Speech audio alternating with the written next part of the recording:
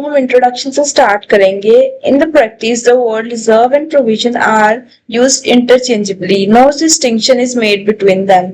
हम कहते हैं कि नॉर्मली हम रिजर्व और प्रोविजन वर्ड को एक साथ यूज कर देते हैं, हमें उसमें डिफरेंस क्या है वो चीज पता ही नहीं है। Like for example, very often we see the use of terms reserve for doubtful debt, reserve for discount on debtor instead of provision for doubtful debt and provision for discount on debt etc. वो कहते हैं कि हम जैसे कि reserve word normally terms में use करते हैं instead of provision, but in fact there is a sharp distinction between these two. उन दोनों में थोड़ा कुछ फर्क है। That words are not that same. Every prudently and systematically managed business concern make some provisions। वो कहते हैं कि कोई भी ऐसी फर्म होगी जो सिस्टमेटिकली चल रही होगी ना, उसने प्रोविजंस बना के रखी जरूर होंगी for meeting an anticipated liability, redeeming a liability, replacing an asset और for some other important purpose. उन्होंने बोला कि कोई भी लाइबिलिटी को रिडीम करने के लिए उसको मतलब कोई ऐसी लाइबिलिटी जो हमें लगता है फ्यूचर में अराइज हो सकती है उसके लिए, या कोई भी एसेट को रिप्लेस करने के लिए ना साइड प्रोविजन बना देते हैं। जैसे फॉर एग्जाम्पल, अब हमें पता है कि 5 साल बाद हमें ये मशीन है नहीं लेनी पड़ेगी, तो हम क्या करते हैं उसके लिए पहले ही प्रोविजन बनानी शुरू कर देते हैं ताकि इन फ्यूचर में जाके हमें ज्यादा अमाउंट इकट्ठा नहीं करना पड़ेगा।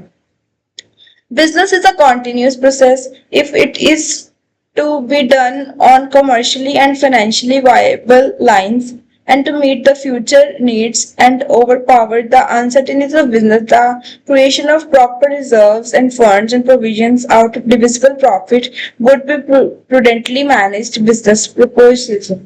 वो कह रहे हैं कि बिजनेस एक कॉन्टिन्यूस प्रोसेस है जिसके अंदर बहुत सारी चीजें होती है ना, कि एक बेसिकली बिजनेस एक commercially and financially viable line है जिसमें बहुत सारी फ्यूचर रिक्वायरमेंट्स आती रहती हैं। ओवर मतलब कोई बिजनेस पे कोई ऐसी अनसर्टेनिटी आ जाए जो बिजनेस को ओवर पावर कर सकती है, उन सब चीजों से बचने के लिए ना हमें रिजर्व बनाने चाहिए। ठीक है, फिर हम आ गया मीनिंग ऑफ रिजर्व। रिजर्व क्या होता है? Reserve is a part of the profit. एक तो पहली बात तो ये रिजर्व एक प्रॉफिट का पार्ट है विच इज सेट असाइड किस चीज के लिए? To meet the future contingencies and loss. अगर फ्यूचर में कोई ऐसी कंटीजेंसी अराइज होगी कि हमें पैसे की जरूरत पड़ सकती है या कोई लॉस हो सकता है, जैसे कि हम जर्नल रिजर्व बनाते हैं, वो तो ऐसा रिजर्व है कि उसको किसी भी पर्पज के लिए यूज किया जा सकता है। बट समटाइम्स कुछ स्पेसिफिक रिजर्व्स भी बनाए जाते हैं, जैसे कि वर्कमैन कंपनसेशन है। और हमें पता है कि हमें फ्यूचर में कोई ऐसी कंटिजेंसी होगी कि हमें उसकी जरूरत पड़ेगी, तो हम वहां पे यूज कर सकते हैं। Usually the whole amount of profit earn by business is not distributed to the owners. वो कहते हैं कि जो प्रॉफिट होता है उसका पूरा अमाउंट जो उसके शेयर होल्डर्स और ओनर्स को नहीं बांटा जाता, कुछ अमाउंट हम रिजर्व के तौर पे साइड पे रख लेते हैं। A part of profit which is retained in the business either for meeting the unexpected future liabilities and losses for the strengthening financial position, it can be treated for redeeming liabilities। वही कह रहे हैं कि reserve एक ऐसा profit का part है जिसको कि हम बिजनेस में रिटेन करके रखते हैं फ्यूचर की जो अनएक्सपेक्टेड लाइबिलिटीज अराइज हो सकती है उसको मीट करने के लिए। उससे हमारी फाइनेंशियल पोजीशन भी जो है गड़बड़ाती नहीं है। It can be created for redeeming liabilities, replacing depreciable assets और declaring uniform rate of dividend। उनका कहना है कि हम किस चीज के लिए इसको यूज कर सकते हैं, इवन इफ हमें कोई लाइबिलिटी को रिडीम करना है, जैसे कि शेयर कैपिटल्स होते हैं, डिबेंचर्स होते हैं, वो रिडीम हो जाते हैं, या फिर हमें कोई भी एसेट को रिप्लेस करना है। जैसे हमारे पास आज मशीनरी है, हमें पता है कि 5 साल बाद हमें नई लेनी पड़ेगी, वेदर टेक्नोलॉजी चेंज हो जाए या फिर वो मशीनरी ही खराब हो जाए, तो उसके लिए हम पहले से ही ना रिजर्व्स निकालने शुरू कर देते ताकि फ्यूचर में जाके इतनी महंगी मशीनरी है अचानक से फंड इकट्ठा नहीं होता, सो हम पहले उसके लिए अलग से रिजर्व निकालना शुरू कर देते हैं। या फिर डिविडेंड है, अब हर कोई कंपनी का जो डिविडेंड का रेट है ना वो फिक्स्ड होता है और उसमें भी इस चीज की सेटलमेंट में बहुत हेल्प मिलती है। It is created out of profit only. पहले भी हमने पढ़ा कि कोई भी रिजर्व है वो प्रॉफिट के पार्ट का ये हिस्सा होता है। If there is no profit in a particular year no reserve can be created. अगर कोई साल में प्रॉफिट हुआ ही नहीं, कंपनी लॉस में है, तो वो रिजर्व नहीं बना पाएगी। It is created by debiting the profit and loss appropriation account. अब कैसे बनाते हैं, profit and loss appropriation account को डेबिट करके हम प्रॉफिट का पार्ट निकाल लेते हैं जिससे रिजर्व बच जाएगा। It doesn't reduce the figure of the profit because it is created after determining the net profit. वो कहते हैं कि इससे प्रॉफिट की फिगर कभी कम नहीं होती क्योंकि हम जो रिजर्व एंड नेट प्रॉफिट निकालने के बाद बनाते हैं, ये हमने पीएन एप्रोप्रिएशन में पढ़ भी रखा है। The reserve therefore reduces only the figure of divisible profit. इसीलिए जो रिजर्व होता है ना, वो हमेशा डिविजिबल प्रॉफिट के फिगर को रिड्यूस करता है, क्योंकि हमने पहले क्या करना होता है, नेट प्रॉफिट असर्टेन कर लेना होता है, उसके बाद नेट प्रॉफिट आ जाएगा, उसमें से रिजर्व निकाल लेते हैं। रिजर्व निकालने के बाद जो प्रॉफिट आता है वो डिविजिबल प्रॉफिट होता है, जो जिसकी फिगर हमारी चेंज होती है। It belongs to the owners and share holders. बाकी जो डिविजिबल प्रॉफिट होता है रिजर्व निकालने के बाद, वो ओनर्स और शेयर होल्डर्स को बिलोंग करता है। It is distributed to them if adequate reserve is created in the past। ये उनको तब डिस्ट्रीब्यूट करा जाएगा अगर पास्ट में एक एडिक्वेट रिजर्व क्रिएट किया गया होगा। अब reserve should include amount set aside out of profit and other surplus which are not intended और necessary to meet any liability. वो कहते हैं रिजर्व एक ऐसा अमाउंट है जो कि हम प्रॉफिट या किसी सरप्लस में से साइड पे रखते हैं, जो कि कोई भी नेसेसरी मीटिंग ऑफ लाइबिलिटी या कोई कंटीजेंसी जो फ्यूचर में राइज हो सकती है उसके लिए यूज किया जा सकता है। और even if in diminution of the value of asset known to exist at the date of balance sheet, या फिर कोई भी एसिड की वैल्यू में चेंज आ सकता है, उसके लिए हमने रिजर्व निकालना होता है। Thus, the portion of profit which is not paid to proprietor but is kept apart of meeting some known or unknown losses is called reserve। वो कहते हैं रिजर्व एक ऐसा पोर्शन है प्रॉफिट का जो कि हम प्रोपराइटर ओनर वगैरह को नहीं पे करते, वो साइड पे रख दिया जाता है निकाल के। कोई जैसे अब डेप्रिसिएशन है वो हमारे लिए नॉन है कि हमें पता है कि डेप्रिसिएशन लगनी है। कई बार कुछ अननोन लॉस हो जाते हैं जो हमें नहीं पता होता कि फ्यूचर में हो सकते हैं, उसके लिए हम रिजर्व बनाते हैं। The amount of reserve is a appropriation of profit. Hence, profit retained in the business without having any of the attribute of provision are to be treated as reserve। वो कहते हैं ऐसा प्रॉफिट जो business में retain करके रखा जाता है जिसमें प्रोविजन के कोई एट्रीब्यूट नहीं होते, उसको हम रिजर्व बोलते हैं। These are means to strengthen the financial positions of a business and to meet contingencies which are interdeterminate at the time of making the reserve. वो कहते हैं कि इससे हमारा क्या फायदा हो सकता है, एक तो हमारी जो बिजनेस की फाइनेंशियल पोजीशन है वो स्ट्रेंथन हो जाएगी, है ना, और इम्प्रूव हो सकती है। कोई फ्यूचर कंटिजेंसी है वो हम मीट कर पाएंगे जो कि हमें रिजर्व बनाने के टाइम पे नहीं पता थी। ठीक है, अब things to remember, a reserve is a portion of profit set aside with a view to make the concern financially strong। वो कहते हैं रिजर्व क्या ऐसा पार्ट ऑफ प्रॉफिट है, पोर्शन है जो हमने साइड पे रखा, किस चीज के लिए, हमारी जो कंसर्न है ना, उसको हमने फाइनेंशियली स्ट्रांग बनाना, उसमें बहुत हेल्पफुल करता है। It is created by charging it against the PNL appropriation. वो कैसे बनाया जाता है, पहले भी पढ़ा कि हमने पीएनएल एप्रोप्रिएशन की डेबिट साइड पे उसको चार्ज करना होता है। If the amount of reserve is invested in some outside securities, then it is generally known as reserve fund। अगर कोई रिजर्व का अमाउंट हमने रखा होता पर हमने उसको इन्वेस्ट कर दिया किसी आउटसाइड सिक्योरिटी में, तो फिर हम उसे रिजर्व फंड बोल देते हैं।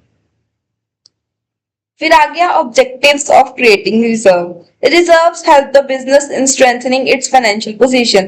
बेसिकली रिजर्व बनाने का ऑब्जेक्टिव क्या, ऑब्जेक्ट्स क्या, किस मोटिव के लिए बनाया जाता है। रिजर्व पहली बात तो हमने पढ़ा जैसे कि हमारी बिजनेस की फाइनेंशियल पोजीशन को स्ट्रेंथन करने में हेल्प करता है। It also helps to tide over the unexpected losses without any reduction in proprietor's capital। अब अगर रिजर्व नहीं बनेगा तो ऑब्वियसली जो प्रोप्राइटर उसको कैपिटल अपनी यूज करनी पड़ेगी, है ना, लॉसेस को मीट करने के लिए। इसलिए हमने क्या करना था, रिजर्व बना लेते जिससे कि अगर कोई अनएक्सपेक्टेड लॉस हो जाए तो हम उसको कवर अप कर पाए बिना प्रोप्राइटर की कैपिटल को रिड्यूस किए। Reserve constitute a source of cost free capital of the business because it consist of flowing back of profit. Reserve एक ऐसा सोर्स है जो कि cost free capital kind of source है, जिसमें क्या होता है, हमने रिजर्व प्रॉफिट का पार्ट साइड पे रख लिया जिसको कि हम कहते हैं प्लगिंग बैक ऑफ प्रॉफिट्स। फिर आ गया reserve may be created for achieving any of the following objective. इनमें से कोई भी ऐसा ऑब्जेक्टिव अचीव करने के लिए हम रिजर्व बना सकते हैं.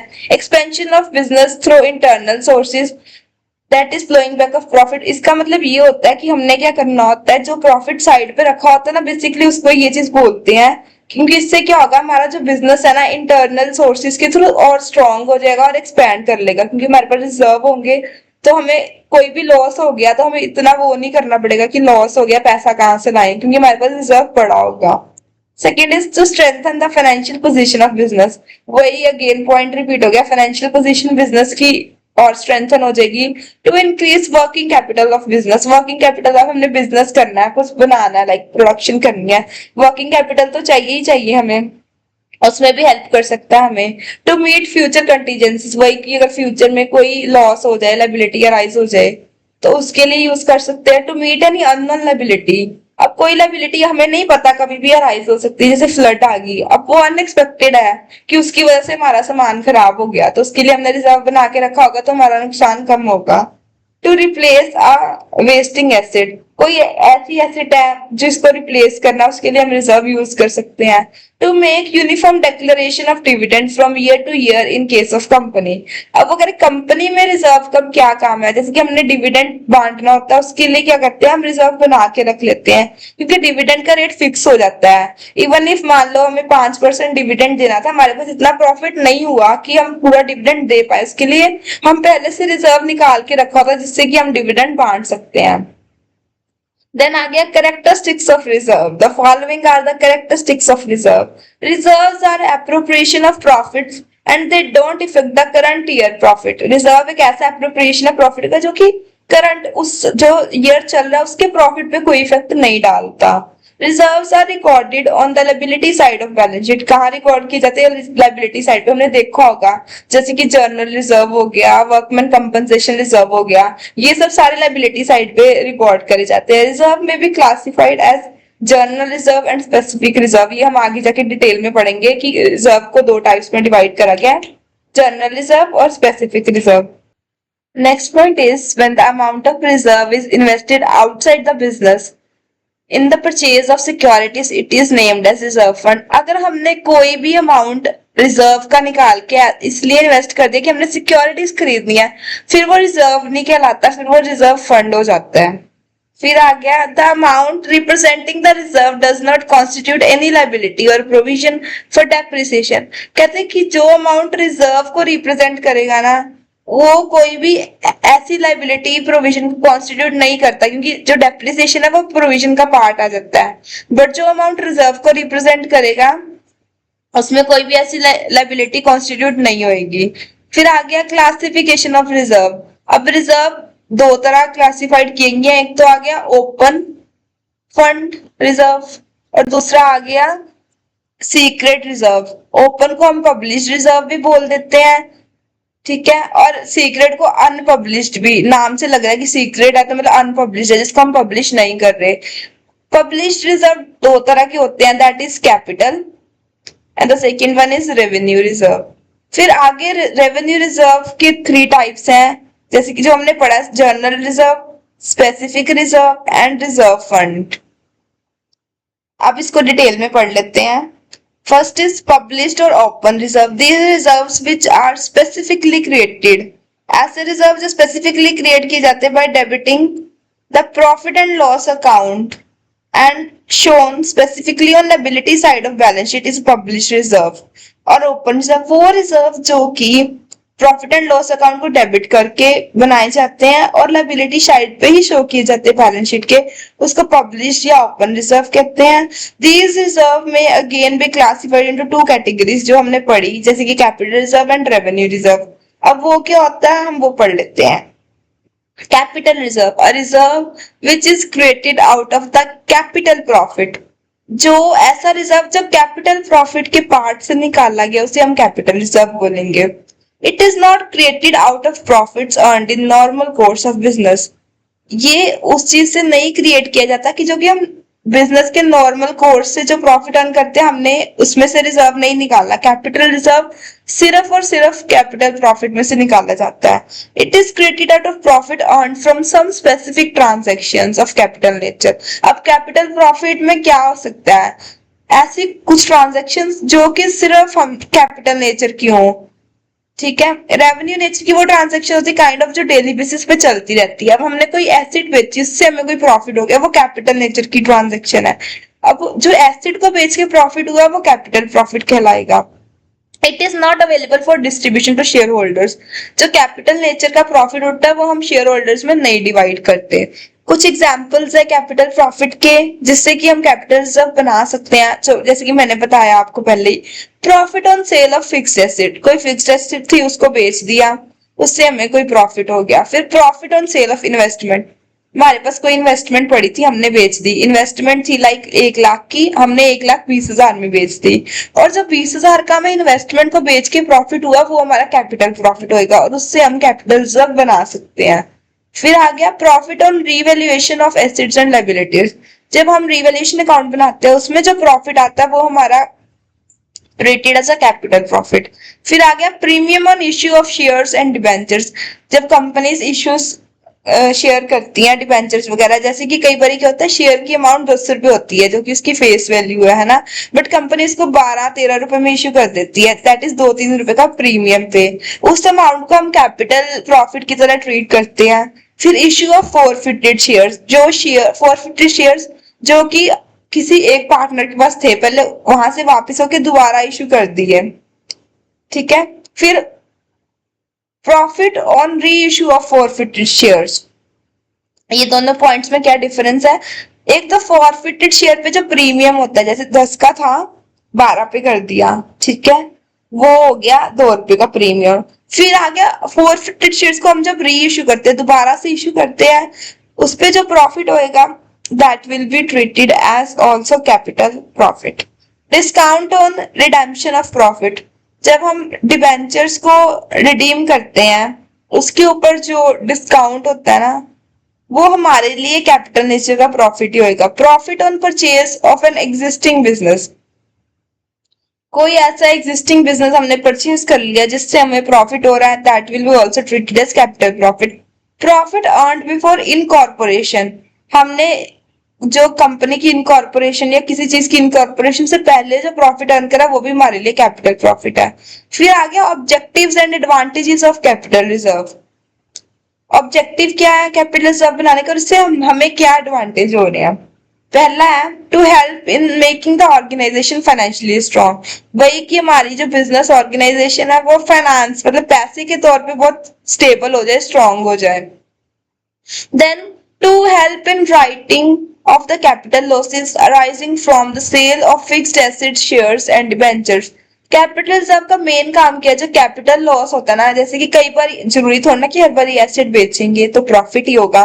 कई बार क्या होता है 1 लाख की चीज होती है वो हमारी 90,000 में बिकती है, जो 10,000 का उसको बेचने पे हमें लॉस हो रहा है ना, उसको रिकवर करने में हेल्प करते कैपिटल रिजर्व। और कई बार शेयर्स भी ना हमें कई बार फेस वैल्यू से कम पे इशू करने पड़ सकते हैं, तो उसकी वजह से जो लॉस हो रहा है हमें है ना, 10 का शेयर 8 पे इशू करना पड़ा, हमें तो 2 का लॉस ही हो गया। उसके ऊपर जो लॉस है वो भी कैपिटल रिजर्व से कवर किया जा सकता है। To help an issue of fully paid bonus shares to existing share holders. हम अपने शेयर होल्डर्स को ना बोनस शेयर इशू करते हैं और उन बोनस शेयर को इशू करने के लिए भी हम कैपिटल रिजर्व ही यूज करते हैं। फिर आ गया डिसएडवांटेजेस ऑफ कैपिटल रिजर्व। अब कुछ डिसएडवांटेजेस भी हैं कैपिटल रिजर्व के। It is not available for distribution to share holders.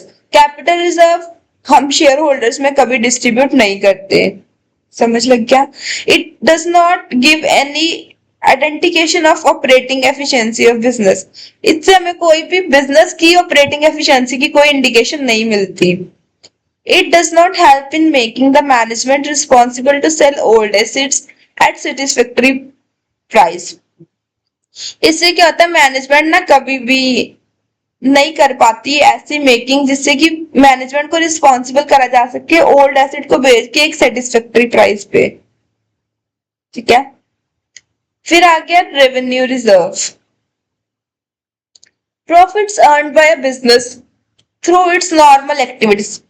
अब ये चीज बहुत ध्यान रखना कि जो कैपिटल रिजर्व है वो स्पेसिफिक एक्टिविटीज से बनाया जाता है, बट जो रेवेन्यू रिजर्व है वो हमेशा नॉर्मल एक्टिविटीज से निकाला जाता है, determined at the year and through profit and loss account. The portion of such profit which is not paid to proprietor but kept apart is known as revenue reserve. ऐसा portion of profit जो proprietor को नहीं पे किया जाता but side पे निकाल के रख लिया जाता है as a reserve, that is revenue reserve. अब इन दोनों में डिस्टिंक्शन यही है कि जो कैपिटल रिजर्व है वो कुछ स्पेसिफिक एक्टिविटीज के थ्रू अर्न होता है, बट जो नॉर्मल रिजर्व है वो हर साल at the end of year profit and loss account के थ्रू निकाला जाता है। According to Kohler, a revenue reserve is that portion of net worth or total equity of an enterprise representing the retained earning available for withdrawal by proprietor. Revenue reserve है क्या? As per the definition एक ऐसा portion business की net worth का या उसकी total equity का जो रिप्रेजेंट करता है रिटेन्ड अर्निंग कितनी अवेलेबल है for the withdrawal by the proprietor. Proprietor के विड्रॉल के लिए कितनी रिटेन्ड अर्निंग हमारे पास अवेलेबल है। फिर अब दो तरह के बेसिकली रेवेन्यू रिजर्व होते हैं, that is journal reserve and the second one is specific reserve. कुछ कुछ नाम से क्लियर हो रहा होगा। Journal reserve, reserve which is created not for any specific purpose, जैसे कि कोई ऐसा रिजर्व जो किसी स्पेसिफिक पर्पस के लिए नहीं बनाया गया है ना, but for strengthening the financial position of business is known as general reserve. मतलब कि रिजर्व बना लिया हमने, कल को कोई भी लॉस हो जाए हम उसके लिए यूज कर सकते हैं, ऐसा कोई स्पेसिफिक नहीं है कि किसी एक पर्टिकुलर लॉस के लिए यूज करना है। एग्जाम्पल रिजर्व, रिजर्व फंड और contingency reserve etcetera.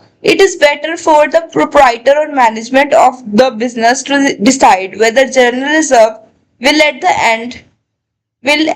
at all be created or not. If created, with what amount? ये उनका कहना है कि बिजनेस और मैनेजमेंट को डिसाइड कर लेना चाहिए कि पहली बात तो कि उनको जनरल रिजर्व बनाना है कि नहीं बनाना। दूसरी बात, अगर बना रहे हैं तो कितने अमाउंट का जर्नल रिजर्व हमने निकालना ही निकालना है। Usually there is no compulsion on this point. वो कहते हैं यूजुअली ऐसी कोई कंपल्शन नहीं है इस पॉइंट पे, but in case of a joint stock company a definite percentage of net profit must be transferred to general reserve before it pays dividend। But कहते हैं ज्वाइंट स्टॉक कंपनी एक ऐसी कंपनी है जहां पे कि स्पेसिफिकली हमें एक परसेंटेज सेट करनी पड़ती है जो कि हमें ट्रांसफर करनी पड़ेगी जनरल रिजर्व की डिविडेंड को पे करने से पहले। Note, this type of reserve is created out of regular or normal profit of business. So the proprietor of the business is free to get it as a share of his profit. That is why it is also known as free reserve. हम general reserve को free reserve भी बोलते हैं। क्यों बोलते हैं? क्योंकि एक ऐसा रिजर्व है जो कि हमने निकाल लिया नॉर्मल प्रॉफिट ऑफ बिजनेस से, बट इसको प्रोप्राइटर जो है एज अपना शेयर ऑफ प्रॉफिट भी लेके जा सकता है। Objective and advantages of journal reserve. कुछ एडवांटेजेस और ऑब्जेक्टिव्स हैं। पहला वही कि हमने अपनी बिजनेस को स्ट्रेंथ करना है ना, उसकी फाइनेंशियल पोजीशन स्ट्रॉन्ग करनी है। टू मीट एनी और अनएक्सपेक्टेड लाइबिलिटीज। अब कुछ ऐसी लाइबिलिटीज होंगी जिसका हमें पता ही नहीं है, अचानक से अराइज हो सकती है, जैसे कि फ्लड आ गया, उसकी वजह से सामान डिस्ट्रॉय हो गया। To provide enough funds for expansion and development of business. हम इसको बिजनेस को एक्सपैंड करने के लिए भी यूज कर सकते हैं। डिसएडवांटेजेस क्या है रिजर्व फंड जनरल रिजर्व के? It reduces the available profit to distributed share holders. अब मान लो लेट्स सपोज 1 लाख का प्रॉफिट हुआ था और कंपनी ने फिक्स कर रखा है कि 40,000 निकालना ही निकालना हर साल ऐसा जनरल रिजर्व। उससे क्या होगा, जो शेयर होल्डर्स है ना उनको प्रॉफिट कम मिलेगा। ऑब्वियसली बात है, प्रॉफिट चाहे 2 लाख का हो गया, 40,000 रिजर्व फंड निकला, जनरल रिजर्व निकला, तो उससे क्या हुआ कि पार्टनर्स को ज्यादा प्रॉफिट मिल गया।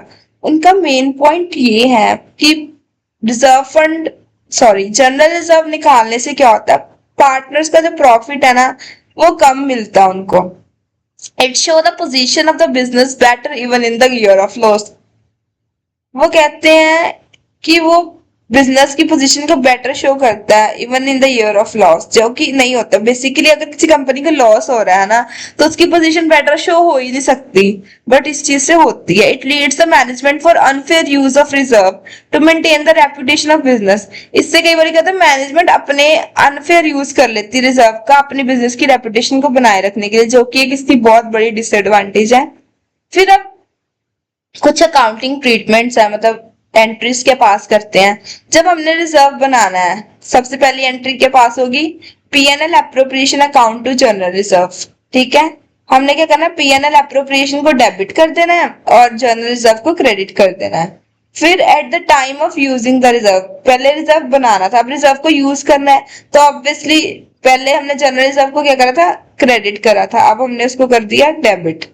डेबिट कर देंगे। अब हमने किस चीज के लिए यूज किया, जैसे कि यहाँ पे to bonus to share holders, हमने शेयर होल्डर्स को बोनस देना था, तो उस चीज को हमने क्रेडिट कर दिया। फिर आगे specific reserve, reserve created for any special purpose. General reserve किसी भी पर्पस के लिए, बट स्पेसिफिक रिजर्व एक स्पेसिफिक पर्पस के लिए। That is dividend equalisation reserve, debenture redemption reserve. अब पता है डिबेंचर रिजर्वेशन रिजर्व तभी यूज होगा जब डिबेंचर्स को रिडीम करने की बारी आएगी। डिविडेंड इक्वलाइजेशन रिजर्व तभी यूज होगा जब डिविडेंड डिस्ट्रीब्यूशन की बारी आएगी। ठीक है, वो स्पेसिफिकली इस पर्पस के लिए ही बनाया गया। This reserve is utilised for very purpose for which it is created, मतलब कि जिस पर्पस के लिए बनाया गया उसी के लिए ही यूटिलाइज करते हैं इसको। It can't be utilised for any other purpose. Just an example, हमने डिबेंचर रिडम्पशन रिजर्व किसके लिए बनाएंगे, जब डिबेंचर्स रिडीम करने हैं तो हम यूज कर ले, हम उसको बोनस शेयर इश्यू करने में या कोई और चीज इश्यू करने में यूज नहीं कर सकते। For example, a company generally creates debenture sinking fund for the purpose of repayment of debentures. वो कहते हैं कि कोई भी company debenture sinking fund basically क्यों बनाती है, अब रीपेमेंट करने के लिए डिबेंचर्स की।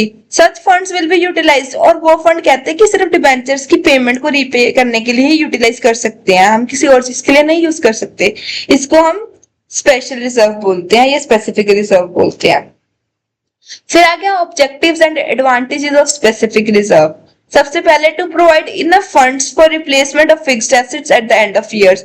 जैसे कि अब डेप्रिसिएशन है ना, अब वो हमने निकालनी हर साल, किस चीज के लिए, पता है कि मशीन की है तो मशीन के लिए यूज होगी। That's what they mean to say is, कोई भी फिक्स्ड एसेट की रिप्लेसमेंट के लिए हम स्पेसिफिक रिजर्व बनाते हैं। To provide enough cash for redemption of debenture और प्रेफरेंस शेयर और loans within due date. कोई भी कैश अपने पास रखना किस चीज के लिए, डिबेंचर को रिडीम करना, प्रेफरेंस शेयर को रिडीम करना, कोई भी लोन है उसकी ड्यू डेट आने वाली है उस चीज के लिए हम पहले ही स्पेसिफिक रिजर्व बना लेते हैं। To help to maintain future credibility of the business, business की अगर कोई फ्यूचर क्रेडिबिलिटी, उसको लगता है कि फ्यूचर में कोई चीज हो सकती है ना, उसके लिए वो बना के रख सकता है। Disadvantages of specific reserve, it reduces the divisible profit to be distributed to shareholders। अब क्या होता है, हमें पता है कि हमने इतने % ऑफ डेप्रिसिएशन लगानी है हर साल, तो इससे क्या होता है कि जो मर्जी हो जाए हमने वो निकालना ही निकालना है, तो उससे क्या होता है जो शेयर होल्डर्स है उनका प्रॉफिट कम हो जाता है जितना ज्यादा स्पेसिफिक रिजर्व निकलेगा प्रॉफिट में से। अब लेट्स सपोज 4 लाख प्रॉफिट हुआ कंपनी को एक फाइनेंशियल ईयर में, हमें पता है कि हमें 2 लाख है तो स्पेसिफिक रिजर्व निकालना ही है, तो उससे क्या होगा कि पार्टनर्स को जो प्रॉफिट मिलना वो कम हो जाएगा। Difficult to estimate the amount of funds required to replace a fixed asset in the future. ये बहुत डिफिकल्ट है कि हम एस्टिमेट कर पाए कि हमें फ्यूचर में किसी एक फिक्स्ड एसेट के लिए कितने पैसे चाहिए उसको रिप्लेस करने के लिए। ठीक है, हम रिजर्व तो बना लेते हैं बट वी डोंट नो कि कितने पैसे लगेंगे इन फ्यूचर नई एसेट के लिए। फिर अब डिस्टिंक्शन किया है जनरल रिजर्व और स्पेसिफिक रिजर्व में, वही it is created not for specific purpose, वही कि जनरल रिजर्व के स्पेसिफिक पर्पस के लिए नहीं बनाया जाता, but only for strengthening financially a business. किसके लिए बनाया जाता है, बस कि बिजनेस को हम स्ट्रेंथ कर सके। और वही अगर स्पेसिफिक रिजर्व की बात करें तो वो स्पेसिफिक पर्पस के लिए बनाया जाता है और ये सिर्फ उस चीज के लिए यूज किया जाएगा जिसके लिए ये बनाया है। इन case of need dividend can be paid out of it. By chance कोई नीड अराइज हो जाए, पैसा इतना ना हो तो हम इसमें से डिविडेंड पे कर सकते हैं, बट स्पेसिफिक रिजर्व में से हम डिविडेंड नहीं पे कर सकते क्योंकि वो जिस पर्पस के लिए बनाया है वो उसी के लिए यूज होगा. But on fulfilment of the objective of which a fund has been created, the fund will no longer be required, the dividend can be made out of it. अब जैसे वर्कमैन कंपनसेशन रिजर्व है, let's suppose 90,000 का बनाया हुआ था, हमारा सिर्फ workman compensation के लिए 60,000 यूज हुआ. अब 30,000 जो बचा है, हमारा ऑब्जेक्टिव कंप्लीट हो गया. अब ये हमारे ऊपर है कि हमने वो 30,000 पार्टनर्स में डिवाइड कर देना है या फिर उसको एज अ डिविडेंड देना है. ठीक है. फिर आ गया distinction between capital reserve and revenue reserve. created out of profit earned not in normal course of business. Capital reserve उस प्रॉफिट से बनाया जाता है जो नॉर्मल कोर्स ऑफ बिजनेस में नहीं अर्न किया जाता, और वही रेवेन्यू रिजर्व ऑब्वियसली उस प्रॉफिट का पार्ट है जो नॉर्मल कोर्स ऑफ बिजनेस में अर्न किया गया है. Second point, capital employed in business is increase permanently. इससे क्या होता है, जो कैपिटल एम्प्लॉयड है वो परमानेंटली इंक्रीज होती रहती है.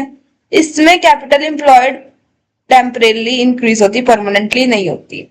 It is usually not available for payment of dividend. इससे हम यूजुअली डिविडेंड की पेमेंट नहीं करते, बट रेवेन्यू रिजर्व से हम यूजुअली डिविडेंड की पेमेंट कर ही देते हैं. Only a liability can be paid और a capital loss can be paid out of it. इससे हम कोई भी लाइबिलिटी या भी कोई कैपिटल नेचर का लॉस, वही बता जैसे कि कोई एसेट है उसको खरीदने या बेचने में हमें कोई लॉस हो गया, it is available for meeting any type of liability. इससे हम कोई भी टाइप ऑफ लाइबिलिटी लॉस को हम पे ऑफ कर सकते हैं रेवेन्यू रिजर्व से. फिर आ गया रिजर्व फंड. क्या होता है reserve fund? When the amount of reserve is invested outside the business. Reserve का ही अमाउंट बिजनेस के बाहर हमने इन्वेस्ट कर दिया, कोई भी गवर्नमेंट की सिक्योरिटी में, ठीक है, or any kind of hedged securities that will be called as reserve fund. Thus, the amount of reserve which is not invested outside is only reserve. जो बिजनेस के बाहर पैसा इन्वेस्ट कर रहे हैं रिजर्व से, वो रिजर्व फंड है, सिक्योरिटीज में लगा दिया. जो पैसा बिजनेस के अंदर ही पड़ा है ना, बाहर कहीं सिक्योरिटीज में नहीं इन्वेस्ट करे, उसको हम सिर्फ रिजर्व ही बोलेंगे. However, in actual practice, no distinction is usually drawn between the two reserve and reserve fund. वो कहते हैं एक्चुअल में हम रिजर्व और रिजर्व फंड में कोई डिस्टिंक्शन नहीं बनाते, but these are two different terms. फिर आ गया एडवांटेजेस ऑफ रिजर्व फंड. पहला, regular income is earn from securities. अब हमने बाहर पैसा लगा दिया सिक्योरिटीज में, उससे हमें पता है कि हमें एक फिक्स्ड रेगुलर इनकम होनी है. Second is investment having been made in government securities or gilt-edged securities, the amount of reserve is quite safe. आप गवर्नमेंट की सिक्योरिटीज में इन्वेस्ट कर रहे हैं, उसका जो अमाउंट ऑफ रिजर्व है वो क्वाइट सेफ माना जाता है.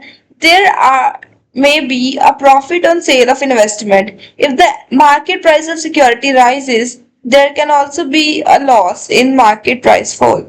वो कहते हैं कि हमने प्रॉफिट हो गया इन्वेस्टमेंट को बेच के, तभी होगा प्रॉफिट अगर जो मार्केट प्राइस है सिक्योरिटी का वो ज्यादा होगा. अब मान लो अब सिक्योरिटी का मार्केट प्राइस कम है और उस टाइम पे हम उसको बेच रहे हैं, तो ऑब्वियसली लॉस ही होएगा.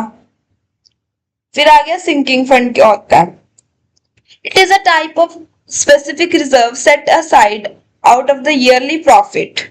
It is usually invested in outside securities. The amount investment in the outside security is made to earn interest. इससे क्या होता है, सिंकिंग फंड एक ऐसा फंड है जिसमें हमें स्पेसिफिक रिजर्व साइड पे निकालते जाते हैं हर साल, ताकि हम आउटसाइड सिक्योरिटीज में इन्वेस्ट कर सकें.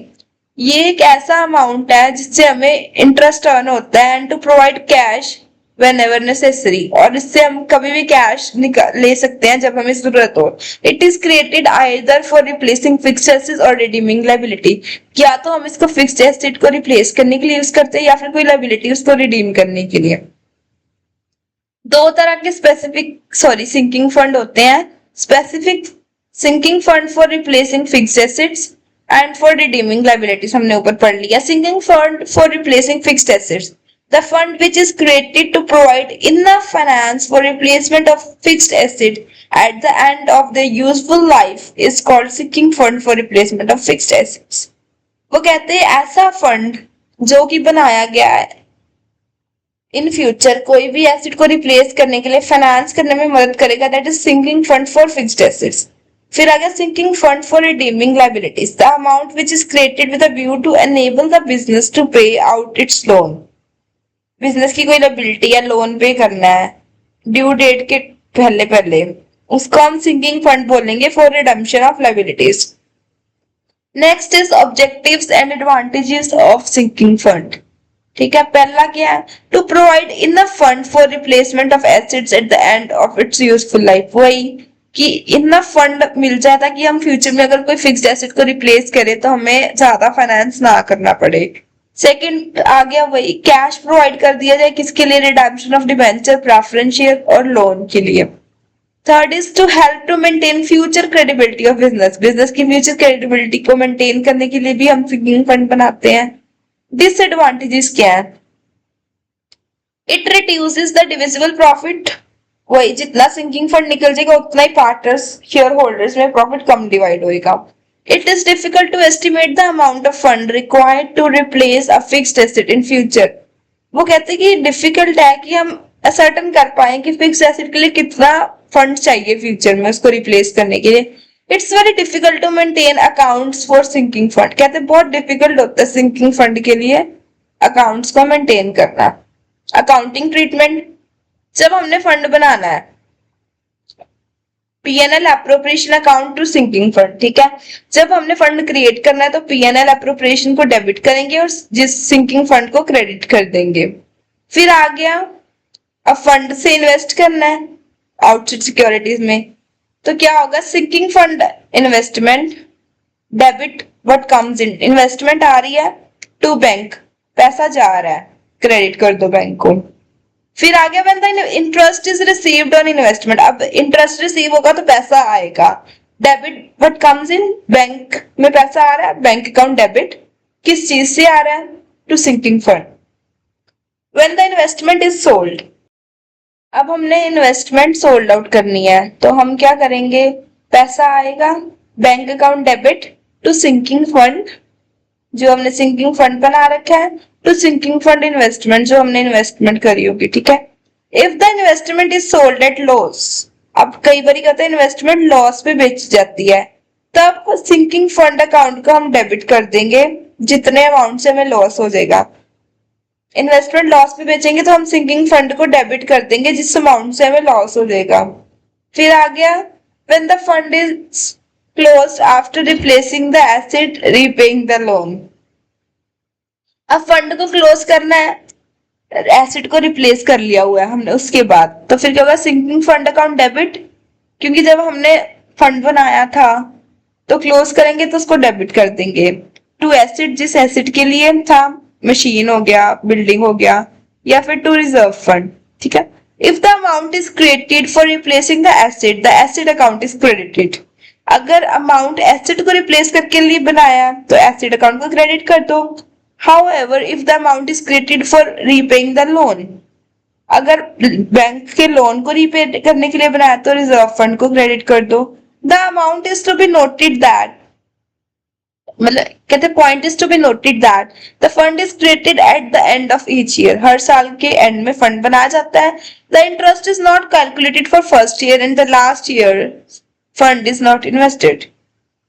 वो कहते हैं कि इंटरेस्ट उस first year and last year fund के लिए नहीं कैलकुलेट होता when it is not invested.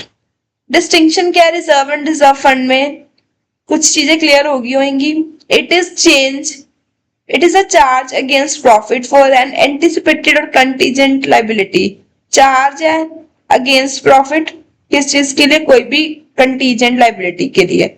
It is retention of profit for, ये क्या है, रिटेंशन ऑफ प्रॉफिट किस चीज के लिए, बिजनेस को स्ट्रेंथ करने के लिए, उसमें हमने किस लिए बनाया, कोई लाइबिलिटी अराइज हो जाए, तो रिजर्व फंड बिजनेस को स्ट्रेंथ करने में हेल्प करता है। It these are not required to be invested outside the business, इसको बाहर बिजनेस के इन्वेस्ट करना जरूरी नहीं है, इससे वर्किंग कैपिटल इंक्रीज होता है। इसको हम बिजनेस के आउटसाइड ही इन्वेस्ट करते हैं, है ना। बेसिकली किस चीज में, क्विकली डिस्पोजेबल सिक्योरिटीज जो इन फ्यूचर हमें हेल्प कर पाएंगी पैसा लाने में, मतलब कि कैश में कन्वर्ट करने के लिए easily.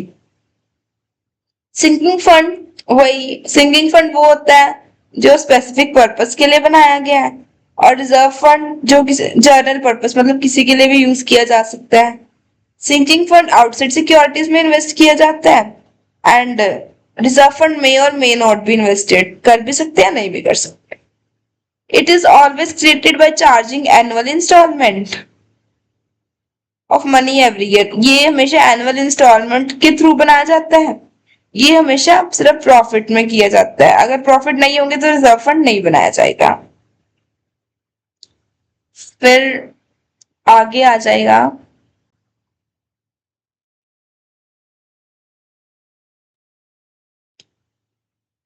dividend equalization fund. It is a specific fund created out of profit in order to declare uniform rate of dividend over years. इस चीज के लिए बनाया जाता था कि जो डिविडेंड है ना वो यूनिफॉर्मली डिस्ट्रीब्यूट करा जा सके। अब हमने फिक्स कर रखा है कि 50,000 या कुछ परसेंटेज ऑफ डिविडेंड हमने देना ही देना है शेयर होल्डर्स को। तो कई बार प्रॉफिट इतना नहीं होता कि हर शेयर होल्डर को वो चीज मिल पाए, तो इसके लिए हम डिविडेंड इक्वलाइजेशन फंड बना के रखते हैं।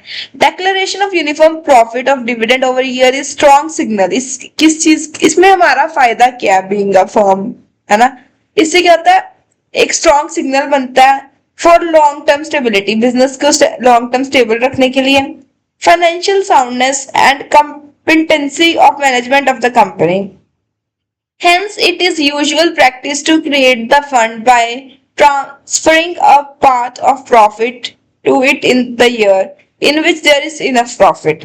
कहते हैं जिस साल में इनफ प्रॉफिट है कि हमने डिविडेंड दे दिया, इसके बाद भी काफी प्रॉफिट बच रहा है, तो हम उस साल में डिविडेंड इक्वलाइजेशन फंड बना सकते हैं। The fund is used to declare the same rate of dividend in the year in which there is low profit or no profit. ये फंड यूज कब कर सकते हैं, जिस साल बहुत ही कम प्रॉफिट हो रहा है या बिल्कुल ही प्रॉफिट नहीं हो रहा, क्योंकि डिविडेंड हमें देना ही पड़ेगा। This process equalize the dividend. इस प्रोसेस से हम डिविडेंड को इक्वलाइज कर देते हैं। Objective and advantages of dividend equalisation fund. To declare uniform rate of dividend over years. हर साल हम यूनिफॉर्म रेट ऑफ डिविडेंड दे सकते हैं इससे। टू मेक कंपनी स्टेबल बना सकते हैं, फाइनेंशियली साउंड बना सकते हैं, प्रूव कर सकते हैं कॉम्पिटेंसी, मतलब कि जो मैनेजमेंट है कॉम्पिटेंट भी है, थोड़ी कॉम्पिटेंसी रख रहे हैं। To make the market price of the share stable for protecting the interest of share holders. अब प्रॉपर डिविडेंड देंगे उससे क्या होगा, जो कंपनी का मार्केट प्राइस का शेयर है ना वो हमेशा उसका प्राइस स्टेबल रहेगा। फिर आ गया disadvantages of dividend equalisation fund. It does not provide satisfactory return to the shareholders even in the year in which there is heavy amount of profit.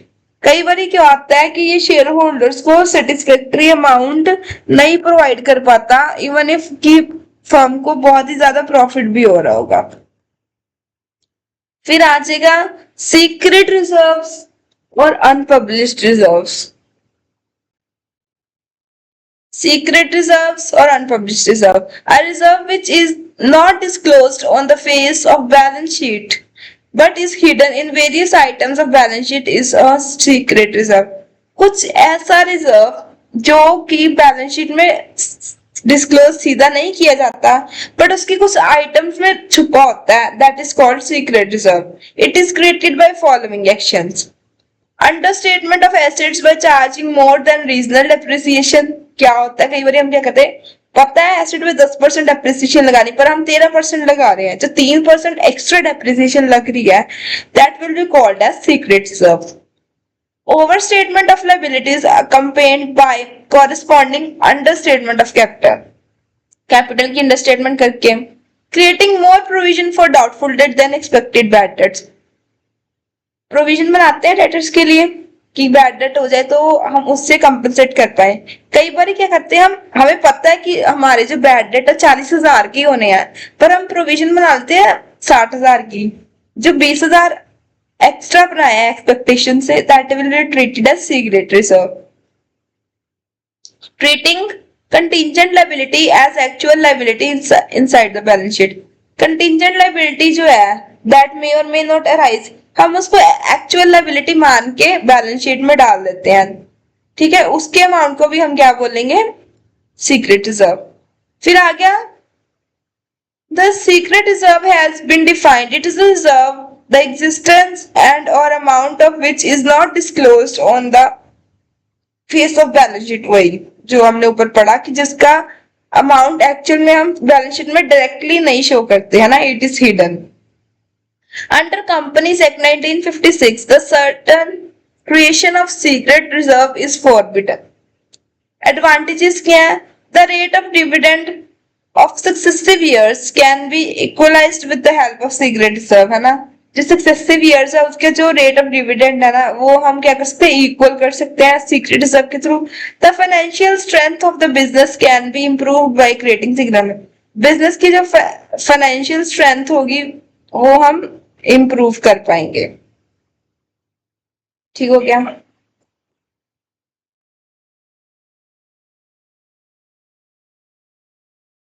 फिर थर्ड पॉइंट आ गया, competitors can be could be cut from entering into a competitive business. इससे क्या होता है, जो competitors है वो enter होते रहते ना बिजनेस में, उसके लिए भी हमारा बहुत फायदा हो जाएगा अगर हमारे पास रिजर्व होगा. The working capital of the business increases due to certain creation of secret reserve. Business का वर्किंग कैपिटल इंक्रीज हो जाता है ऐसे सीक्रेट रिजर्व बनाने से. लिमिटेशंस ऑफ सीक्रेट रिजर्व, अब इसके लिमिटेशंस क्या है? The final accounts of the business do not display the correct financial position. मतलब सीक्रेट रिजर्व है, मतलब एक्चुअल हमें 10% डेप्रिसिएशन लगानी थी, हम 13% लगा रहे हैं, उससे हमारी जो करेक्ट फाइनेंशियल पोजीशन है ना वो नहीं पता लग पाती. The directors are provided the scope for committing frauds, है ना. समटाइम्स इससे क्या करते हैं, जो डायरेक्टर्स होते हैं कंपनी के वो फ्रॉड तक करना शुरू कर देते हैं ना, घपला करने लग जाते हैं. The principle of transparency is violated due to creation of secret. Principle of transparency क्या कहता है, जो चीज जैसी है उसको वैसे दिखाओ. बट इससे क्या हो रहा है कि हम सीक्रेट रिजर्व बना रहे हैं. जब डेटर्स की प्रोविजन हमें पता है कि बैड डेट 40,000 के होने थे, हमने 60,000 की बना ली. इससे जो ट्रांसपेरेंसी का प्रोविजन है ना, प्रिंसिपल है, वो वायलेट होना शुरू हो गया हुआ है. अब स्टार्ट करेंगे प्रोविजन के बारे में. रिजर्व हमने पूरा पढ़ लिया डिटेल में, अब प्रोविजन क्या होता है. Provision means providing for possible loss or liability, the amount of which can't be determined exactly. Example, provision for doubtful debts. Provision वो चीज है जो कि हमें पॉसिबल लॉस के लिए रिकवर करने में हेल्प करता है, और उसका अमाउंट हम एक्चुअली एग्जैक्टली डिटरमाइन नहीं कर सकते. हमें पता है कि बैड डेट हो सकते हैं, पर कितने के हो सकते हैं ये हमें नहीं पता. वो हमें एक क्या कहते हैं असर्टेनमेंट करनी पड़ती है कि हाँ 40,000 रख लेते, 40,000 के हो सकते हैं. हो सकता है वो 30,000 के ही हो सकता है वो 50 के भी हो जाए. Since it is not possible to determine exactly proportion of current year's debt, which will turn bad debt next year. वो कहते हैं हम exactly नहीं बता सकते कि इस साल के कितना amount of bad current year का जो debt है अगले साल bad debt बन जाएगा. It is necessary to make provision therefore. इसलिए क्या था, provision बनानी जरूरी होती है.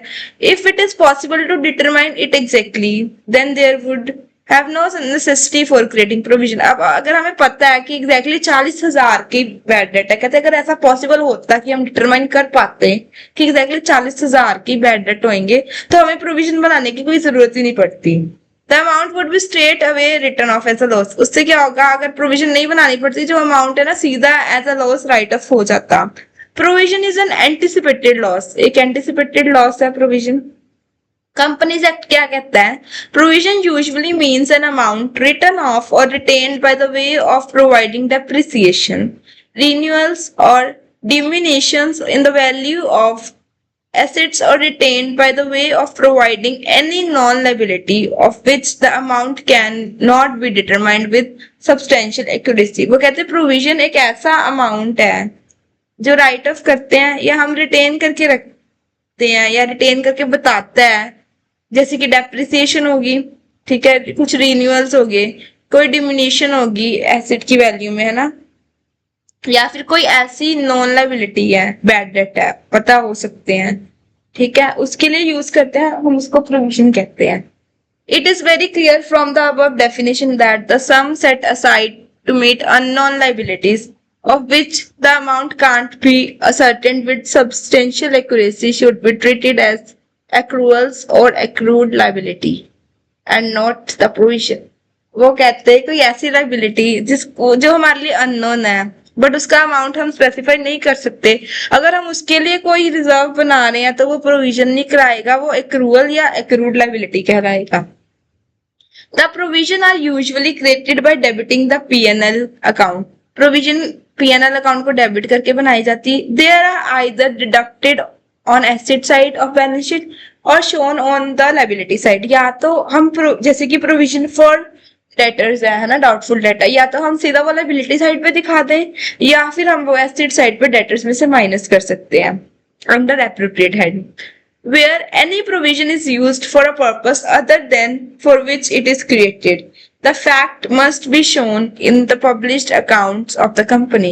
अगर हम कोई प्रोविजन किसी पर्पस के लिए बनाई बट उसको किसी और चीज के लिए यूज कर रहे हैं तो उसके जो फैक्ट है ना कंपनी के पब्लिश अकाउंट में शो किया जाना चाहिए, मतलब कि रीजन बताया जाना चाहिए। More over when any provision becomes redundant, it should be credited back to the profit and loss appropriation account। अगर कहते कोई प्रोविजन रेडुनेंट हो जाए तो उसको वापस P&L appropriation में डालना पड़ता है। Provision is created under all the conditions whether the business is earning profit और नॉट। चाहे बिजनेस को प्रॉफिट हो चाहे लॉस हो प्रोविजन बनानी पड़ेगी। रिजर्व का तो ये था ना, अगर प्रॉफिट हो जाएगा तो रिजर्व रख लेंगे हम साइड पे। ऑब्जेक्टिव क्या प्रोविजंस की? To meet anticipated losses and liabilities, provisions are created for meeting anticipate, कि हम जो चीजें हमें पता है कि हो सकती हैं उसके लिए बनाना उसको प्रोविजन बोलते हैं। Provision for doubtful debts, discount on debtors, even provision for taxation. To meet known losses and liabilities, provisions are created for meeting known losses, जो हमें पता है कि ये चीज हो सकती है। लाइक प्रोविजन बना रहे हैं किस चीज के लिए कि हमें पता है कि हमें मशीनरी रिपेयर करानी पड़ सकती है ना, या नई लानी पड़ सकती है। To represent correct financial statement, in order to present correct financial statement and to report true profit and position the business maintain provision for known liabilities. वो कहते हैं अगर हमने अपनी करेक्ट फाइनेंशियल स्टेटमेंट दिखानी है, एकदम ट्रू प्रॉफिट बताना है, पोजीशन बताना है, उसके लिए हम प्रोविजन बनाते हैं। One of the important question is distinction between reserve and provision। Provision क्या होता है? It is possible loss, so it is created by debiting P&L account, it is a charge against profit. Provision possible loss है कि हमें expected है कि ये चीज हो सकती है, ये लॉस हो सकता है, ये हम बनाते हैं P&L अकाउंट को डेबिट करके, ठीक है, और इसको हम चार्ज अगेंस्ट प्रॉफिट बोलते हैं। और रिजर्व क्या है? It is portion of profit earn by business, एक ऐसा पार्ट ऑफ प्रॉफिट जो बिजनेस में अर्न होता है। It is created by debiting P&L appropriation. Reserve हम P&L अकाउंट में डालते हैं, सॉरी प्रोविजन हम P&L अकाउंट में डालते हैं but reserve profit and loss appropriation में डालते हैं। और ये चार्ज आउट ऑफ प्रॉफिट है, वो चार्ज अगेंस्ट प्रॉफिट था, ये चार्ज आउट ऑफ प्रॉफिट है। Second point is P&L account will not disclose true profit and loss unless provision is created. वो कहते हैं कि P&L अकाउंट एक ट्रू प्रॉफिट या लॉस नहीं बता पाएगा जब तक हम प्रोविजन नहीं बना देते। P&L account discloses true profits if there is no reserve. अगर हम कोई रिजर्व नहीं भी बना रहे ना तो P&L अकाउंट तभी भी ट्रू अमाउंट ऑफ प्रॉफिट ही शो करेगा। It is created to meet specific loss और लायबिलिटी, स्पेसिफिक लॉस या लायबिलिटी को मीट करने के लिए प्रोविजन बनाई जाती। अब प्रोविजन फॉर डाउटफुल डेट वो ऑब्वियसली बैड डेट को डील करने के लिए बनाई जाएगी। But the amount of loss और liability can't be determined exactly, but कितने अमाउंट से बनानी है ये हमें नहीं पता। प्रोविजन फॉर डाउटफुल डेट बनाने हैं बट कितने अमाउंट से बैड डेट होंगे ये तो हमें नहीं पता, ये तो हम एंटिसिपेट कर सकते हैं, मतलब कि तुक्का लगा सकते हैं कि कितने के हो सकते हैं। So the amount of provision is estimated amount, वही की एस्टिमेशन से ही पता लगेगा कितने की बना के रखेंगे। It is meant for meeting any unknown loss और लायबिलिटी, ये हमें स्पेसिफिक लॉस के लिए था प्रोविजन, बट रिजर्व कोई भी अननोन लायबिलिटी के लिए बना सकते हैं। It is generally created with a portion of profit, generally profit के पोर्शन से करी जाती है। It must be created irrespective of whether there is profit or loss, provision बनानी पड़ेगी चाहे प्रॉफिट हो जाए चाहे फर्म को लॉस हो जाए। In other words it's creation is obligatory, मतलब कि ये कंपल्सरी है कि हमने प्रोविजन बनानी है। ठीक है। Reserve it can't be created unless there is sufficient profit. Reserve हमेशा तभी बनता है जब हमारे पास सफिशिएंट प्रॉफिट होगा या कुछ अमाउंट ऑफ प्रॉफिट होगा। अगर लॉस हो रहा है तो हम कभी रिजर्व बना ही नहीं सकते। It's creation is discretion of management, in other words it is not obligatory. PNL is affected by it's creation. अब अगर हम प्रोविजन बनाएंगे उसका पीएनएल पे सीधा इफेक्ट पड़ता है, क्योंकि प्रोविजन बनाने के बाद ही पता लगता है कि प्रॉफिट हमारा इंक्रीज होगा कि डिक्रीज होगा। It does not effect PNL और any profit loss since it is created after ascertaining the profit. But जो रिजर्व है उसका पीएनएल पे कोई इफेक्ट नहीं पड़ता, क्योंकि हमेशा हम रिजर्व प्रॉफिट या लॉस सर्टन करने के बाद बनाते हैं। 6th point is dividend can't be paid out of it. Provision से हम डिविडेंड नहीं पे कर सकते, बट जो रिजर्व है उससे हम डिविडेंड को पे आउट कर सकते हैं। 7th point, its amount must be sufficient to meet the loss और लायबिलिटी। वो कहते हैं प्रोविजन का अमाउंट इतना जरूर होना चाहिए कि हमारा अगर कोई लॉस है तो वो हम पे बैक कर पाएंगे। ये नहीं है कि हमारे बैड डेट 50,000 के हो गए पर हमारे पास इतनी प्रोविजन ही नहीं थी कि हम बैड डेट सारे पे बैक कर पाते। Its amount is generally determined by management on the basis of the amount of profit earned. But जो रिजर्व का अमाउंट है वो कैसे सर्टन होता है? मैनेजमेंट के द्वारा होता है। आफ्टर की जितना प्रॉफिट अर्न हुआ है उसके अकॉर्डिंग हम रिजर्व निकाल लेते हैं बीच में से।